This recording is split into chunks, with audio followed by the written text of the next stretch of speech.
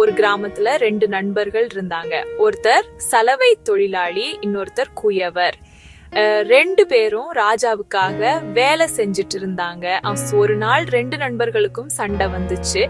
அவங்க சண்டைய அவங்களே தீர்த்துக்காம ராஜா கிட்ட ஒருத்தருக்கு ஒருத்தர் புகார் செஞ்சாங்க. குயவர் சலவை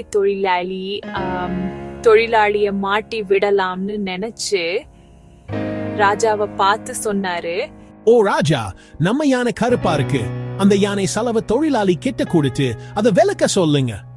ராஜா ஒரு பெரிய முட்டாள். எதையும் யோசிக்காம சலவை தொழிலாளிய கூப்பிட்டு யானைய வெளுக்க சொன்னாரு.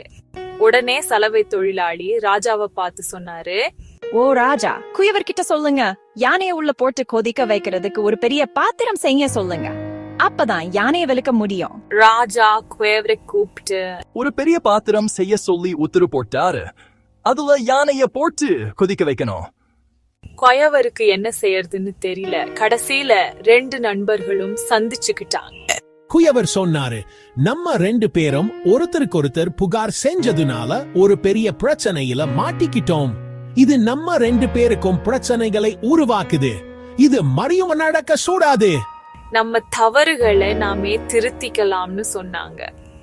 ரெண்டு பேரும் முன்ன மாதிரி நண்பர்களா ஆயிட்டாங்க. நீதி, ஒருத்தருக்கு ஒருத்தர் குறை சொல்லிக்கிட்டு பிரச்சனையில மாட்டிக்கிறத விட நம்ம தவறுகளை நாமே திருத்திக்கிட்டு வாழறது தான் நல்லது. இந்த கதை உங்களுக்கு பிடிச்சிருக்கும்னு நினைக்கிறேன்.